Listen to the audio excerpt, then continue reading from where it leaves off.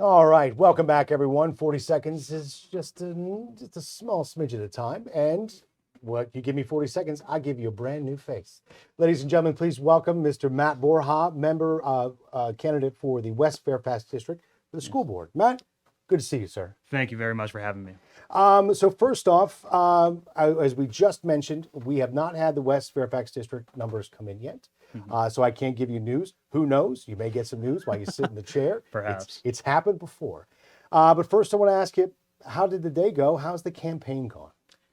Today went well. It was very nice being out there. Luckily, I mean, West Fairfax, we're in the very fortunate position of only having one polling location. So was able to talk to all sorts of voters from across the district today, get out, spread the message of generational change for the school board. And it was a very good day. And that's how the campaign's been going overall. You know, you get to crunch time those last couple of weeks, knocking on more doors, making sure that you're getting the word out to everyone possible, letting folks know how, when, and where they can vote.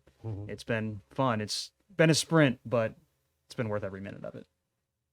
I've heard people say that you're too young. I'm sure you've heard that too. Perhaps. What do you think you're going to bring to the school board that somebody else older might not? Sure. So that's definitely a question that's come up along the campaign trail multiple times, but I think it's about a new perspective for the board. I mean, if we look at the board now, and I kind of mentioned it at the candidates forum when I was giving my remarks there, I said, if you look up on that stage, I'm the only candidate who's graduated from any of the local schools in this century. I went through here. I went to A.G. Richardson. I went to Floyd T. I went to Eastern View, and I've seen what the school system's like, and I understand what potential younger voters see, whether it's learning loss, because I experienced that myself. I was still in college when the pandemic initially hit, and just seeing the way that affected me and my peers, and how I know that affected down below the collegiate level from there. So I think it's a fresh set of eyes that the school board could really use on these newer issues. Very good.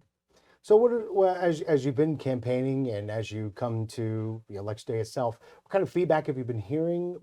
Positive, negative? What kind of things are you hearing? What are people coming to you about?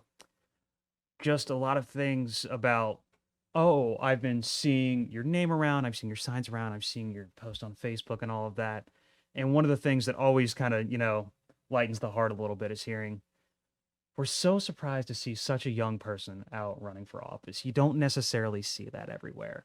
And it's nice and it's reaffirming. I mean, it is a big leap. I mean, I'm 25 years old. I mean, you don't necessarily see that everywhere. I mean, even looking as high as the level of Congress, like Maxwell Frost out of Florida, he's 25 years old at this time, perhaps 26, but still, that's one person out of 435. But I mean, younger voters and younger people in general will make a substantial voting bloc, and to see themselves represented on the national level, on the state level, with candidates such as Jason Ford running for state senate, who's my age. He graduated from CC in 2016. I graduated from Eastern View. So I always try to rib him a little bit, tell him we always win the Cannonball Classic. That's always a little bit of fun. But Everyone, you guys always tend to go there. you look, Cannonball Classic. Come on. hey, to everyone at home, just know that EV has always carried this, and we will continue to carry this on. Go Cyclones. Oh, jeez. I mean, come on. Oh, bring your Oh, God. you're not too. to guess. Yeah. I did graduate from Culpeper. I won't say when. I'm not even sure there was a high school when he graduated. But I get no respect, man. Oh. I get no respect. no, but you make a good point. I wholeheartedly agree with you. Folks want to see themselves represented, and when they see, it incentivizes them to get more. In my opinion, it incentivizes them to get more involved with their community and to actually try to make a difference, like you're trying to do. And I've said this to every candidate that's come in here. Thank you for putting your hat in the ring Appreciate it. and wanting to serve the Culpeper community. Yeah, I find it as a good continuation of public service. One of the things that I also mention when I'm out on the trail is that I've served my country, and what better way to continue a form of public service than on the community that helped raise me and helped make me into the person who I am today. Me giving back is my new form of public service, and that's the message I put out. I leave it all on the field. I let the folks know where I am and what I want to bring, and it's ultimately a decision. You know, one of the things you're talking about people of your age bracket, I've noticed, and I've got 3 kids that have grown up. Uh, when they at about your age, everybody's out of school.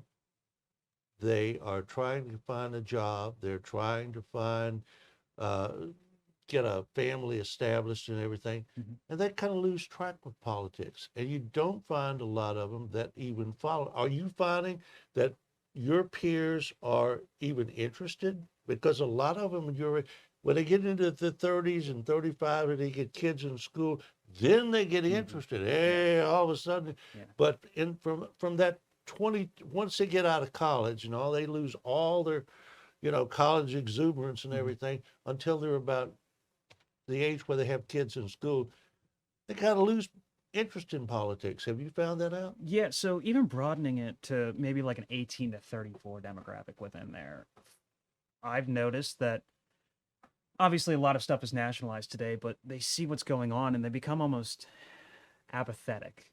They I wrote a see, column on that yeah, about 2 months ago. You can score big points there we mentioning go. his columns. Yes. So, alluding to your absolutely excellent column, yes, voter apathy within younger Yeah, I'll vote for voters. you right now. It's your district. Yeah, but voter apathy among younger voters is truly something that I'm trying to take head on, obviously, as a younger person myself. I have stayed tuned in, I'm voting in every single year. There's an election. It's the beauty of Virginia. If the year ends in a number, there's an election. So I pride myself in making sure that I'm tuned in and engaged. But a lot of folks, whether it's they go out and they don't see a candidate that they feel fully represents them, or they do see a candidate and they lose, and they see that as an ultimate repudiation of whatever ideology or new, fresh ideas that they stand for. And then they become checked out of the system. And it's not frustrating, but somewhat disappointing to see. But when I get out there and I talk to voters, especially among my age cohort, and I go out and say, hey, I'm running for school board. And they're like, school board? It's like such an interesting position. Like, I didn't really know about the elections going on. It's like, but this is the stuff that matters. This is important. The stuff that you're going to see on a day to day basis, especially as you get further up in the cohort, once you start reaching late 20s, early 30s, you start settling down, having kids. This is the stuff that's going to affect you on a day to day basis. Yep. So, But they don't see it at that age sometimes. uh, the blindness view. Well, I do want to, since we got to get out some results, just want to make sure that we are letting folks know exactly where we stand right now. So hold on one second, Matt, if you don't mind. Absolutely. I just want to let folks know that we do have an additional precinct reporting. For the sheriff's office, we are looking at Tim Chilton, currently still standing around 49% with 3,107 votes.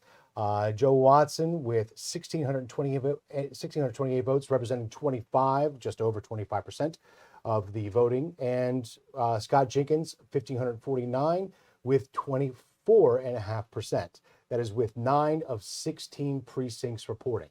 Again, those numbers are continuing. And with that additional precinct coming in, we will check again, because I know there are a lot of folks who are curious and reaching out via Facebook, via YouTube, for some of the other races. Again, with the Board of Supervisors for East Fairfax District, we are looking at no reports as of yet. So it seems as though East Fairfax is trailing a little bit behind. So if you're curious about that race, we don't have the numbers yet for But it. it's so far from East Fairfax to get those votes over to the next door. It's quite a trip. It is quite a is. trip. The passenger pigeon might have got shot down. So again, and again, Homing pigeons, excuse me. homing pigeon. Yeah, okay, there you go. But again, looks like East and West Fairfax are both not reported in, because as we look at the school board race between Matt and Chrissy, there are no precincts reporting as of yet. Obviously, we're looking for one, and the second precinct are numbers that they have to be tallied after by hand after the evening has commenced. We'll go ahead and continue to scroll through. As you can see, the totals for the members of town council: 4 seats up, four individuals running. Thank you again to John Russell and Jamie Clancy for coming in to speak with us tonight. And as we sit here and wait for additional numbers to come in, Donnie, unless you have a question, I have one for Matt. Go, my pleasure. Go You are ahead. such a gentleman. I am. Always. Who writes excellent columns, if I may say. Oh, There we gosh. go. Like this guy more and There we more. I go. know. So now, Matt, one of the things I like to ask the candidates to come in, I'm always an optimist. Let's say you do come away with the win tonight. What is your next step? What are you looking forward to most? What is most important for you? What direction will you take? What's your first step getting there? Sure. I mean, looking at, I guess from an Army perspective, looking at your 50, 150, and 300 meters. 50 meters is just, provided I do win tonight, I would like to move forward with Chrissy as soon as possible on just making sure that there's a smooth transition. With the seats that are up tonight, there may be 2 new members on the board. I mean, that's not insignificant on a board of that size. So just making sure that I'm getting in contact with Chrissy so we have a good, smooth handover of information so I can jump right into the issues that matter, but also reaching out to Pat Baker, Barbie Brown, Debbie Desolé, and all the others that are currently serving, kind of letting them know, hey, I'm getting tuned into the issues right now. And then making sure that I'm up to speed on whatever sort of certain initiatives they're working on in the moment. So that way I can dive in as well informed as I can, because who knows, we start at the beginning of next year and who knows, maybe January 2nd, we're all taking a vote or something like that. And I want to make sure that I'm fully informed taking on that new responsibility. But moving forward from that as well, I just want to start reaching out to parents, reaching out to interest groups such as the NAACP, saying, I am going to be your new school board member. What do you want to see from me? And whether you voted for me or not, because regardless of whether or not I win by 1 vote or hundreds of votes, I'm still going to be representing every single person within that district for the school board, and they all deserve to have their voices heard. I, as the soon to be incumbent, have the responsibility to hear them out, and then we can move forward on the best policy solution there. And if you lose, Yes. I would be willing to make a very large bet that this is not going to be your last campaign. Well, I like to look at it as saying that the campaign may stop, but the work doesn't. I mean, even if I lose tonight, that doesn't stop the fact that there's been learning loss post-COVID. That doesn't stop the fact that there's still concerns about school safety. That doesn't stop the fact that there's still an achievement gap or an opportunity gap between white and non-white students within Culpeper County. Just because one person doesn't win an election doesn't mean that all of a sudden all of these problems go away. And as an elected official or as just a regular citizen, I can advocate for making all of these things priorities and trying to find solutions to them. I do feel that it would be nice to do this within an elected capacity where I could make significant policy changes, but that doesn't stop me from doing work on the outside if I'm not. All right, as somebody who was in the thick of the COVID situation, you were in school, I think you said at the time. Do you think a lot of that was overkill? In terms of what exactly? COVID. I mean, closing down everything, closing the schools. I mean, we will be probably fighting to catch up for 5 years. Sure, absolutely. I mean, even looking at something as, I guess, narrow as like 8th grade reading scores, and you'll see a drop of 8 to 9% within standardized test scores within there. In terms of calling it overkill, I believe that public elected officials were doing the best they could with the information they had at the time. We can all armchair quarterback it here, sitting out here in 2023.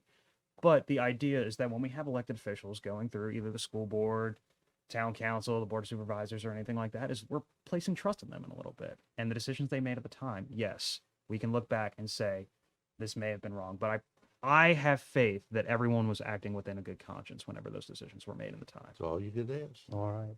Well, Matt, again, as I've said before with our candidates that came in, I appreciate you putting your name forward.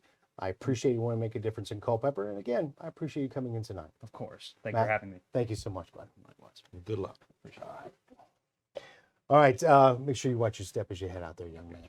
Don't forget your phone, because then I'll have all your contacts. And Oh, boy, I can't be doing that'd be that. really, really bad. Thank you, folks. Have a good night. Thank you.